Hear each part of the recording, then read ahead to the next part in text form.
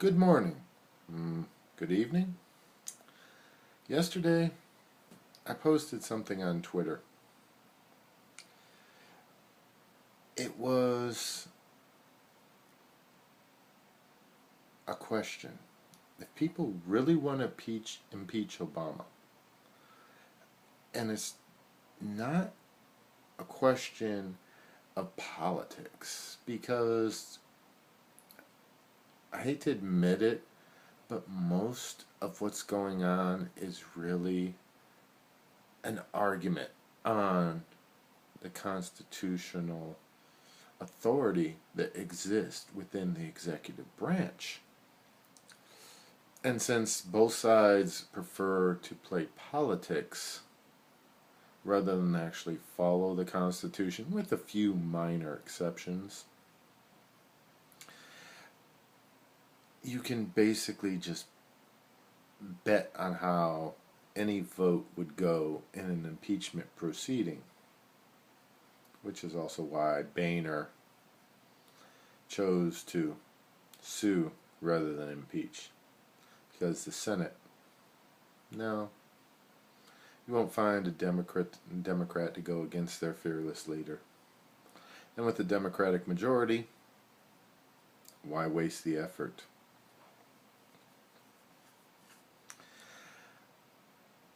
But if you actually want a hands down, completely guilty impeachment proceeding that cannot be argued against by a rational person, there was something that Obama did, and I posted a picture. There was a 16-year-old Arab, Muslim of Arab background, and the Obama administration had him droned. I'm not going to try to pronounce the young man's name, young terrorist name. In Yemen, he was droned. He was targeted. It's not that he was in the wrong place at the wrong time and he ended up collateral damage, which would not be impeachable. No, the Obama administration targeted a 16-year-old U.S. citizen for execution. That is a complete violation of the Constitution. You cannot execute, you cannot kill a U.S. citizen without a trial. Now, if they wanted to do a show's trial in absentia and then just go ahead and execute him, that's a completely different argument. But they did not do that. They just targeted him for a droning and they killed him. Now, I'm not going to argue that he had joined the terrorists. I'm not going to argue that he wasn't a traitor. He was a traitor. And I'm not going to argue that he did not deserve to be killed. He did. The problem here is the fact that the violation of the Constitution is completely obvious. There is no doubt that the Constitution was violated in word and spirit. A lot of people picked up on that. A lot of people agreed with me. But I got a liberal disagreement. And of course, my posting of this was not at the best time. And it may be that people are speaking with passions, but since liberals work on emotions and not logic anyways, this actually is an important statement that the liberal made. Liberal said that A, no and no.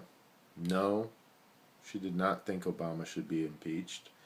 And no, she did not think it was a violation of the Constitution to execute this 16-year-old. I wish I knew how old this woman was who said this, and if she had any 16-year-old children, and what her thoughts would then be if they were executed.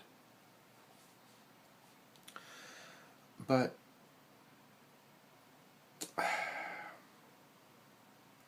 she actually, and I responded to her because I was curious.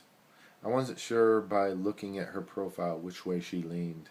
I mean, I wasn't sure if she was an independent or a liberal. She obviously wasn't a conservative or a libertarian. So I responded to her.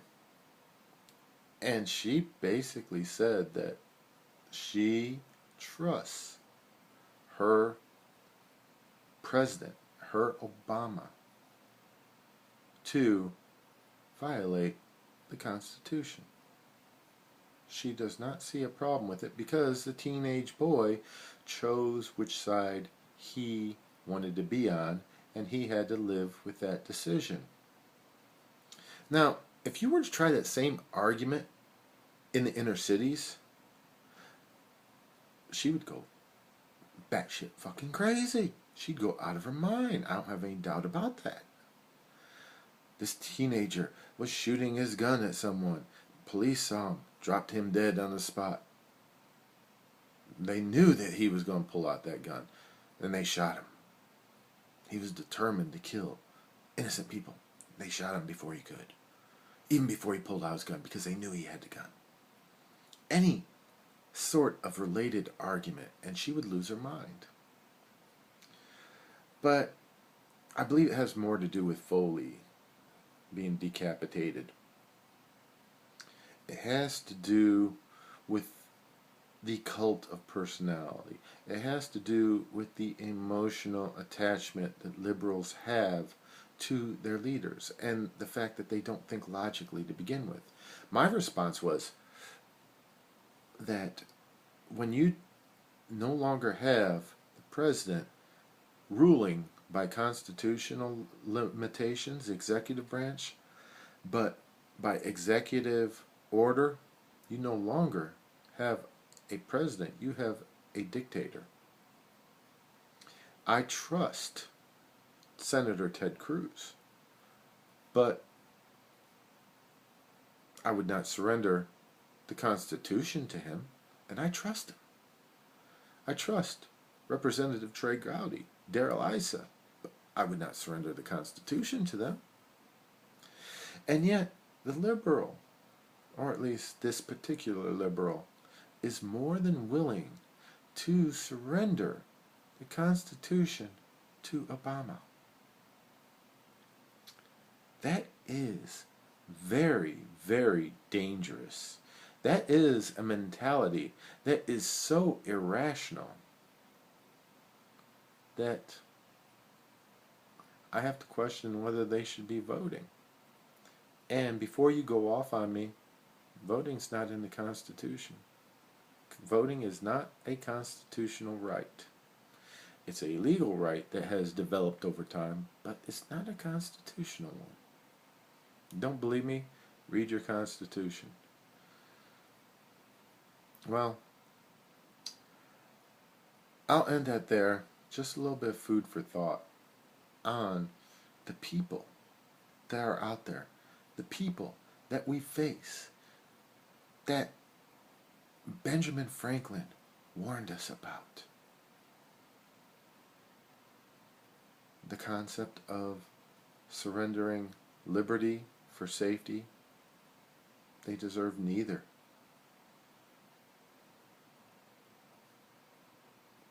Much love to everyone on the right and to those of you on the left. Read the Constitution. Embrace the Constitution. If you think the UN is the way, the future, well, you need to get the hell out of this country, because there would be no UN without the USA. And if you don't believe me, look at what preceded the UN and how effective it was. The League of Nations. And why did the League of Nations fall apart? The USA was not involved. Thank you. Good day.